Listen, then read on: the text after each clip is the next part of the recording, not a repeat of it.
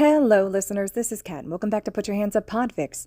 This will be the continuation of Splintering Ice. This will be Part 8, Chapter 8, entitled Turning. It would be a lie to say he's never woken up in a strange, unknown place before.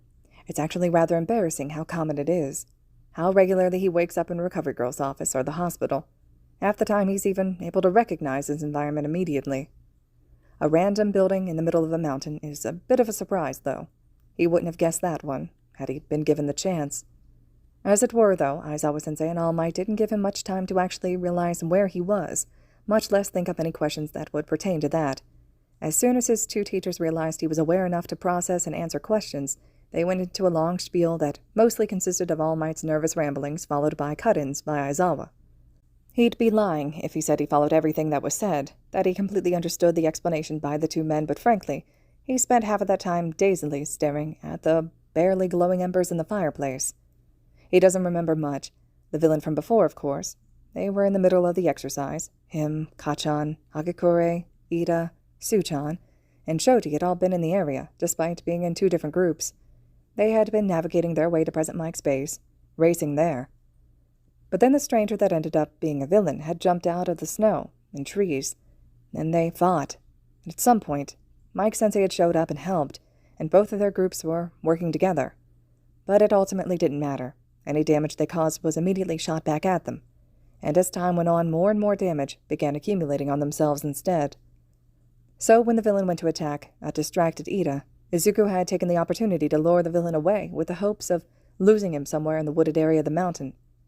After that it gets fuzzy. Aizawa-sensei showed up, he remembers that, and he remembers his teacher getting hit by his own attack, wielded by the villain, sure, but his attack just the same. It was frustrating. One for All was meant to be used to help people, and yet it was being used to hurt someone he cares about. So, along with that, he remembers feeling angry. But then it sort of cuts off, just a blockage right before the cold and pain and feeling water filling his lungs. Darkness. Hands holding him up, away from the ground, rubbing his back and trying to keep him on his feet. He remembers where most of his current wounds came from, and the ones he can't, he's able to infer. Broken arm, he thinks. It had something to do with the water he found himself in, though he can't quite remember what. Same with the sting at the back of his head and the pulsating headache running through him, stirring up a nauseous feeling in his empty stomach and making his vision blur. And then there's the sting and the pulsating thrum of pain underneath a swath of bandages on his shoulder, taped down and wrapped, a knife wound, transferred to him by the villain. He remembers that pretty clearly. His entire chest is practically wrapped in bandages, fastening his arm to his chest and binding what feels like a broken rib, or two. He can't think of where those came from. He's fairly confident the villain didn't get a good enough hit on him during their fight to do that kind of damage, but he could have just been running on adrenaline in actuality. But that doesn't seem right. Here. Izuku jumps when a mug is suddenly thrust into his field of vision, hovering in the air between himself and whoever's giving it to him. Steam rises from it in plumes that makes his nose feel funny. He gazes up dazedly, clutching the blanket around his shoulders closer to himself. Aizawa-sensei looks back at him, a neutral expression as per usual. His face, though, when Izuku first saw it, he felt panic. Just the dark bruising and redness that took up the majority of his face, and still does. It was a bit of a shock. He knew the villain got a good hit in at some point. He thinks he remembers it being a transferred wound, but he's not too sure. Now he has a bandage plastered to his nose, and that's about the extent of his medical care, so it can't be too bad, right? Aizawa-sensei pushes the mug closer to Izuku, even going so far as to set it in his, currently, only available hand. Izuku grasps the handle, trying to ignore the way his hand trembles when he reaches out, and Aizawa-sensei doesn't release his own hold on the mug until he's sure that he won't drop it. The mug is warm, almost feels like it burns, in fact. His fingers feel stiff and difficult to manage, but the warmth coming from it makes having them feel normal actually seem like a possibility. He sighs contentedly, sinking deeper into the blanket around him. He hears a huff chuckle and glances up to see All Might, leaning heavily against the arm of the armchair, watching him. It's a bit embarrassing considering Izuku actually forgot he was sitting there to begin with, and the fact he's watching Izuku's every move like it's the most interesting thing on the planet. Once you're done with that, you can take some pain meds, all right? Izuku nods, bringing the mug closer and closing his eyes as steam wafts up to his nose, except it doesn't make it to his nose. The barrier, His respirator, in fact, prevents it. A soft ting when the mug hits the metal of it. He seems to realize the problem at the same time that his two teachers do. Oh, right. Here, I got it. Izuku flinches when hot fingers are suddenly tracing the skin beneath his ears, fumbling with the straps of the respirator. It actually feels a little weird to have it removed. He had grown so used to it being on, though he probably doesn't even remember most of the time that he did have it on. And frankly, the sudden flow of shame that runs through him is much stronger than this weird feeling of absence. Shame that he's having to be babied, basically. Cared for every moment he's awake and apparently every moment that he's asleep. If he doesn't remember a lot of what happened after the villain battle, then that means he was a burden. It means someone had to save him, when the whole point of them all being here was to learn to save others. And the whole point of him luring away the villain was to keep people from getting hurt. That didn't quite work out the way he had hoped, then. Aizawa-sensei sets the mask on the couch beside Izuku, finally stepping away to instead lean against the back of the armchair that All Might's sitting in, frowning. All Might's frowning at him. "What's wrong, my boy?" Izuku shakes his head, breathing in the steam from the mug. He breathes a little too deeply, and something rough catches in his chest. He doesn't cough, though, even if he feels the unpleasant desire to, and he considers that victory enough. "Well," Aizawa-sensei sighs, leaning further over at the back of the armchair. "It's good to know that you're feeling better enough to lie, at least." Oops. Izuku decides the best answer to that is to take a sip of the mug's contents, tea, sweet and warm down his throat. He immediately feels his stomach heat up exponentially, the small, barely noticeable trembles running through his body almost halting altogether. He hums, closing his eyes and forcing out a croaky, "Thank you." He doesn't see Aizawa-sensei, but he hears a soft breath that escapes him. "No problem, problem child." Izuku gets the feeling he's referencing multiple things with that dismissal. He opens his eyes again, glancing at his teachers. "So, when are we leaving?" All Might sputters on a laugh. "Feeling a little restless, young Midoriya?" "No, just—" He takes another sip, eyeballing the gray window on the other side of the room. It's high up, only about a foot on all sides, but it shows enough to let him know that it's light out, even if the sky is cloudy. "I figured that you and everyone else would want to get home soon. You've already been here long enough because of me." And he figured that with the whole incident and what he understood from the short explanation of their situation, they probably aren't going to finish the week here at the facility if they have any other option. And he can safely say he doesn't feel all that up to it now anyways. Izuku tries not to notice the way All Might's eyes grow darker, or Aizawa-sensei's grip on the couch grows tighter with every pause he has to take. It's just weird. His endurance is pretty strong, now after months and months of running and training, so feeling breathless after simply talking, that just flat out makes no sense. "We're not going to have any of that now, all right?" All Might says, face turning from the contentment he had been existing in since Izuku woke up to a hardened expression he only gets when he's reprimanding a student. Though, to be fair, it isn't usually Izuku. Aizawa-sensei nods. "You're not even the primary reason we haven't left yet. We could have dragged you along with us, but the weather has not been all that great. You were a factor, but not the only one. Don't beat yourself up over something stupid, kid." If at all possible, Izuku shrinks down further into the blanket, suddenly not feeling all that thrilled about drinking the rest of his tea. He sets the mug onto his covered lap. "Then, when can we leave?" All Might looks thoughtfully up at Aizawa-sensei, and he in turn offers one at All Might. It's sort of weird. The only times he remembers seeing All Might and Aizawa-sensei interact were offhandedly during class or far from enthusiastically outside of class, though it doesn't seem all that bad ever since Kamino. "Well," Aizawa-sensei says, "I suppose that's ultimately up to you in a way." "Huh?" "We aren't expected back for another 5 days or so. Since no authorities seem to have shown up, that means the attack hasn't been noticed by the media, so there isn't even the chance that any of your families or UA staff saw the news and can thus report it. Basically, we will at most be staying here for another 5 days. Same with your classmates." Izuku doesn't remember frowning, but he can definitely feel it on his face once Aizawa-sensei finishes. That's not long, really, and he can safely say he doesn't exactly feel up to striding through the snow again for numerous reasons. He can't escape the cold still surrounding him, even with the hot tea and blankets. So going back out into the cold sounds terrible. Plus he aches. He has tried not to make it too obvious, but it's just an ever-present ache all across his body. But the real problem is what he can remember from his peers. Kacchan had gotten hit in the head pretty badly, he had blood on his face, and Ida had problems with his engines, though Izuku didn't really know a lot about that. It could be serious. Mike-sensei messed up his knee and got smacked around quite a bit. Suchan started going into hibernation, and that's just including the group he was in. He didn't know about his other classmates, even though All Might had said they were with Present Mike on the other side of the facility. He didn't go into any more detail, though. For all Izuku knows, he didn't go into detail for a reason. And then there's the stock problem. While here, they have plenty. Present Mike's base is supplying for more than a dozen more people. 5 days isn't much when it comes to the supplies here, from what he can tell, but 5 days is a lot to supply food and essentials to a bunch of high schoolers and a wounded teacher. And if they ran out of firewood inside, that means his peers and Mike-sensei have run out of firewood too. And on top of all that, the people in the main building of the facility, their conditions aren't known. They could be wounded, waiting for a hero to show up, one of them, and slowly dying. None of them would even know it. They can't just ignore that. As your teachers, you're our main priority. They have heroes available there, and they are all trained security personnel. Don't worry about it, my boy, All Might had said when he had initially explained the situation, a little after they let Izuku put some sweatpants on. That had been an interesting development. But All Might had a pained look in his eye, something withdrawn and concerned, like he was fighting an instinct. Izuku guesses being the #1 hero for years on end, and then being deprived of your ability to help anyone and everyone would do that to someone. The point being, he might be fine, but that doesn't mean everyone else is.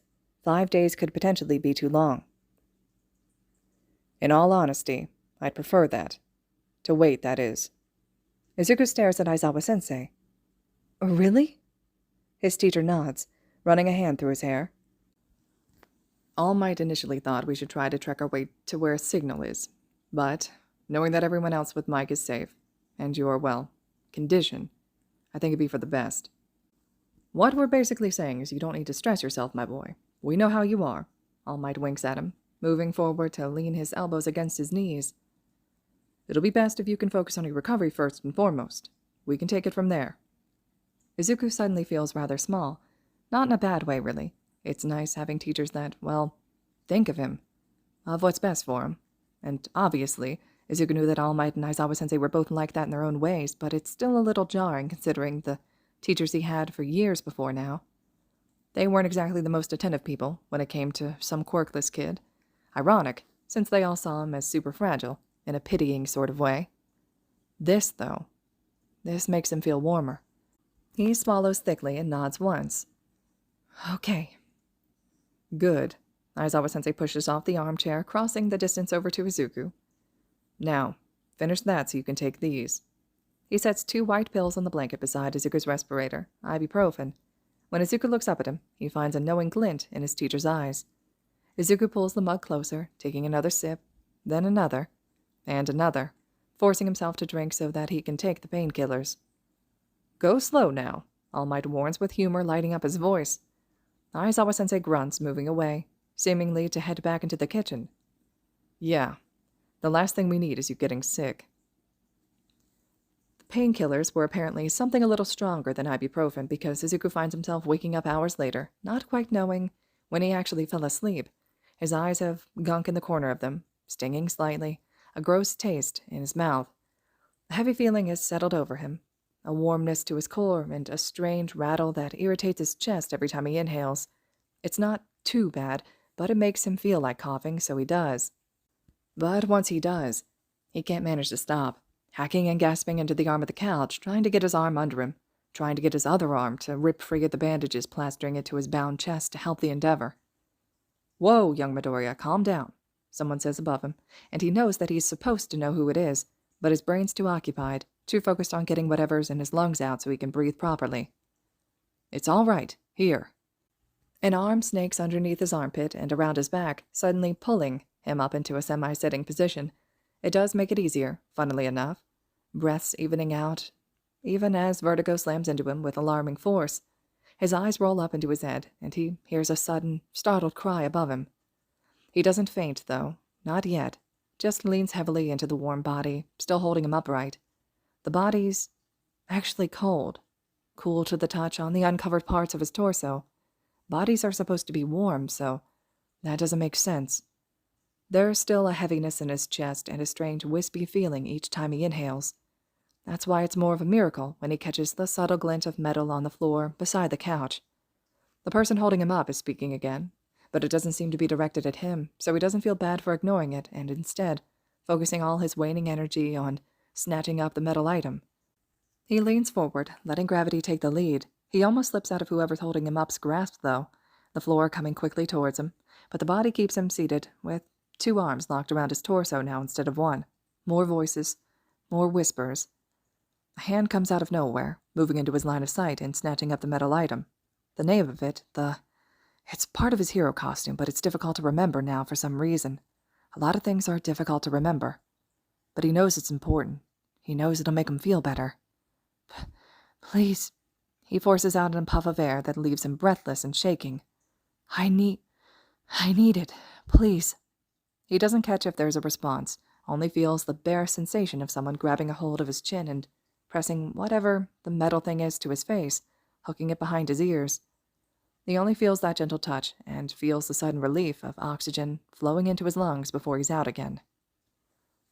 The next time he wakes up is much like how the first went, blurring shapes and confusion, voices floating in the space around him, words floating around his head, things he should be able to understand but that just won't catch long enough to process. He's freezing, but feels an unpleasant burning along his face and the core of his body. It's jarring. The last time he was aware, he was freezing, through and through, warmth around him but a deep-seated chill within him. It's gone now, burning, heated up, melting him from the inside out. Something shoves underneath his shoulders. It feels like an arm, and blonde hair floats into the space above him. There's a soft jerk behind his ears, something being lifted from his face. Something else touches his lips, cold and hard, clacking against his teeth when he shivers. Then there's water flowing into his mouth, into his lungs, choking and spasming and flailing. No, none of that. No, but... He flinches away anyways, a rattling breath sucking into his lungs fearfully. Water sloshes in the cup. Yes, it was a cup. That's all it was. Everything's fine. Spilling onto his chest and soaking into the blankets pulled at his waist. There's a curse above him, some keening and soft words, hands on his face, multiple, too many to count. Dark hair floating into the space beside the blonde. Bloodied and bruised faces. No, only one face, swimming in and out of focus, into copies of it. But only one. Only one.